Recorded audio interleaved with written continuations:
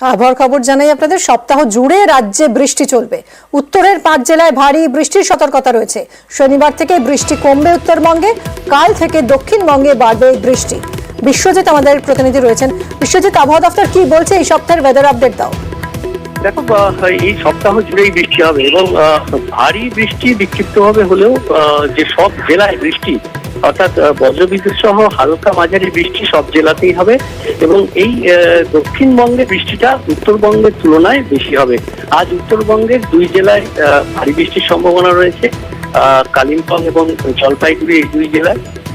বুধবারেও ভারী বৃষ্টির সম্ভাবনা রয়েছে দার্জিলিং, কালিম্পং এই 2 জেলাতে।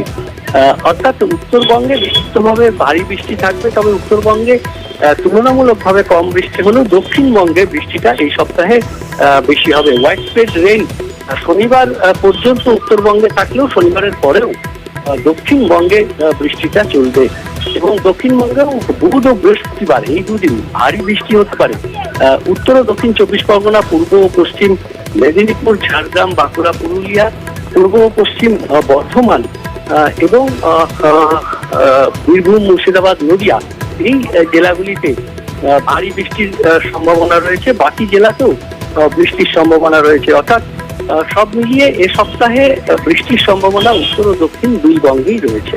ধন্যবাদ বিশ্বজিৎ।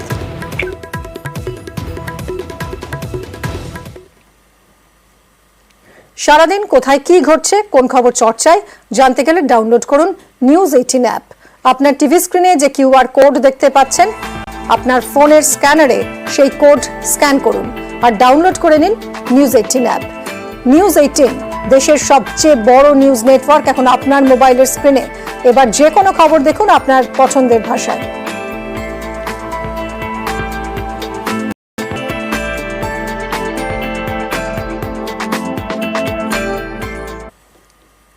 কুলতলিতে আরেক সাদ্দাম। সোনার দোকানে নকল সোনা বন্ধক রেখে টাকা নিয়ে প্রতারণা। চাঞ্চল্যকর অভিযোগ বিজেপি কর্মী কার্তিক দাসের বিরুদ্ধে। তাকে গ্রেফতার করেছে পুলিশ। দক্ষিণ 24 পরগনার কুলতলির সাদ্দাম সর্দার সম্প্রতি তার বিরুদ্ধে পুরনো সোনার মূর্তি বিক্রির নামে পরিকল্পিত প্রতারণা চক্র চালানোর অভিযোগ ওঠে। এই কুলতলিরই বাসিন্দা কার্তিক দাস। তার বিরুদ্ধেও প্রতারণার অভিযোগ, সেটাও সোনা নিয়ে। দোকানে নকল সোনা বন্ধক রেখে প্রতারণায় অভিযুক্ত কার্তিক। অভিযোগ, এভাবেই তার পকেটে ঢুকেছে প্রায় 2.5 লক্ষ টাকা। কার্তিক দাস ওনার নাম। উনি সেইভাবে আমার কাছে সোনা বন্ধক দেয় একাধিকবার। উনি যখন একাধিকবার আমার কাছে আসে তখন আমার সন্দেহ হয় যে এত মাল কোথায় পাচ্ছে।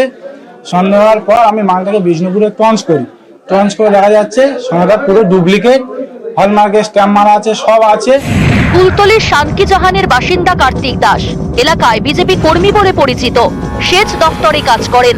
তার বিরুদ্ধে অভিযোগ, একাধিক সোনার দোকানে সোনা বন্ধক রাখেন, তার বদলে টাকা নেন। সম্প্রতি সেই সোনা পরীক্ষা করতেই ধরা পড়ে জালিয়াতি। পুলিশে খবর দেন দোকান মালিকরা। রবিবার আবারও একটি সোনার দোকানে যান কার্তিক।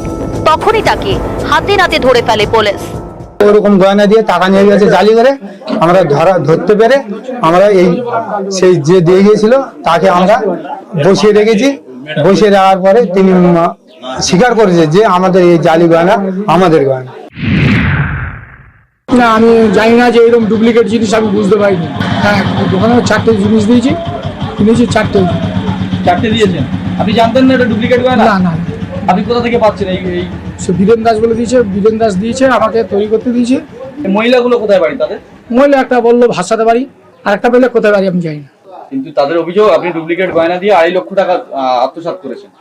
যদি ডুপ্লিকেট তাহলে তো সেটা হবেই। সেটা আপনি একজন বিজেপি নেতৃত্ব তো? আমি বিজেপির একজন কর্মী। আমাকে জড়িয়ে দিয়েছে কেসে। আমি বুঝতে পারিনি যে এরকম মানে ডুপ্লিকেট জিনিস আমাকে দেবে। কার্তিক দাসের মতো অনেক বিজেপি নেতা এরকম কারবার করে, সোনা পাচারি কারবার করে। কোথা থেকে সোনা আনলো এর হদিশ কিন্তু খুঁজে বার করতে হবে এবং এর মূল পান্ডা কোথায় খুঁজে আনতে হবে। কার্তিক দাসকে দৃষ্টান্তমূলক শাস্তি যাতে পায় তার জন্য ব্যবস্থা নিতে হবে। সম্প্রতি মালদার গাজলে সমবায় ব্যাংকে ডাকাতি হয়। ধরা পড়ে ডাকাত দলের মাথা সমীর মণ্ডল। 18 পঞ্চায়েত ভোটে বিজেপির টিকিটে নির্বাচনে লড়েছিল সমীর। এবার কুলতলিতে বিজেপি কর্মীর বিরুদ্ধে প্রতারণার অভিযোগ ঘিরে শোরগোল। কুলতলি থেকে ক্যামেরায় রফিকুল ঢালির সঙ্গে অর্পণ মণ্ডল, নিউজ 18 বাংলা। এক দশকেরও বেশি সময় ধরে বন্ধ পড়ে রয়েছে কোল্ড স্টোরেজ, আর দীর্ঘদিন বন্ধ থাকায় খারাপ হয়ে যাচ্ছে এই কোল্ড স্টোরেজ। কোটি টাকা দিয়ে তৈরি করা হয়েছিল চন্দ্রকোনার কোল্ড স্টোরেজ, যা এখন নষ্টের মুখে। 2012 সালে কোল্ড স্টোরেজ নির্মাণ হলেও চালু হয়নি। দ্রুত কোল্ড স্টোরেজ খোলার দাবি জানাচ্ছেন কৃষকরা। কোল্ড স্টোরেজ বন্ধের জেরে শুরু হয়েছে রাজনৈতিক তরজা। বিক্রেতারা কি বলছেন শুনুন। স্টোর নেই, স্টোর প্রায় 15 বছর ধরে বন্ধ আছে। স্টোর থাকলে তো আমরা মনে হয় ওইটা রিস্টোর করতে পারতাম, সবজিতে কিছু মনে হয় আমাদের থাকতো।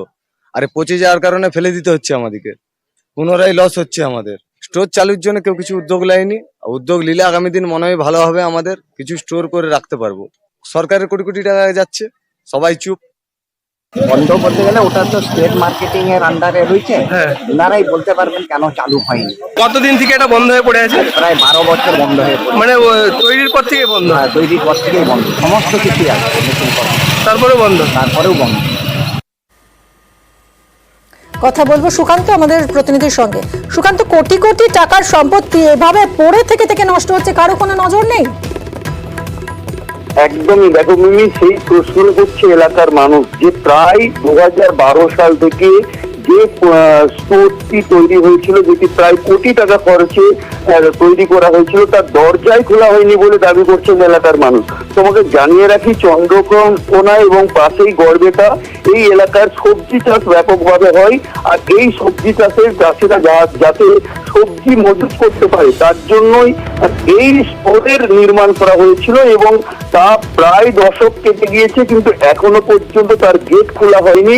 এলাকার ব্যবসায়ী থেকে কৃষক তারা দাবি করছেন যে এই স্টোর যদি চালু থাকতো তাহলে তাদের ক্ষতির সম্মুখীন করতে হতো না। কেন? তারা সবজি নিয়ে এসে যখন বাজারে বিক্রি করতে আসেন, বিক্রির পর অবশিষ্ট সবজি তারা এই স্টোরেজে রাখলে তারা পরের দিন সেই সবজি বিক্রি করে আবার মুনাফা করতে পারতো, কিন্তু এক্ষেত্রে তাদের সেই সবজি নষ্ট হয়ে যাচ্ছে বা কোনো সবজিকে তারা বেশি দিন রাখতে পারছেন না, তার ফলে সমস্যায় পড়ছেন। প্রশাসনের কাছে জানানো হয়েছে চন্দ্রকোনাকে রেগুলেটেড মার্কেট থেকেই এইটি দেখভাল করার কথা, কিন্তু কোনো কারণে সেই কারণ কিন্তু এখনো পর্যন্ত জানা যাচ্ছে না যে কেন এই স্টোরটি চালু করা হয়নি। তবে কয়েকদিন আগে ঘাটালের মহকুমা শাসক এবং চন্দ্রকোনা 2 ব্লকের বিডিও ওই জায়গায় গিয়েছিলেন, এবং গিয়ে তিনি অবশ্য পরিষ্কার জানিয়ে দিয়েছেন যে রেগুলেটেড মার্কেটের কর্মীদেরকে যে দ্রুত যাতে এই স্টোরটি খোলার কাজ করা হয়, এবং এখন দেখার যে কত দ্রুত এই স্টোরটি চালু করা হয় কৃষকদের স্বার্থে।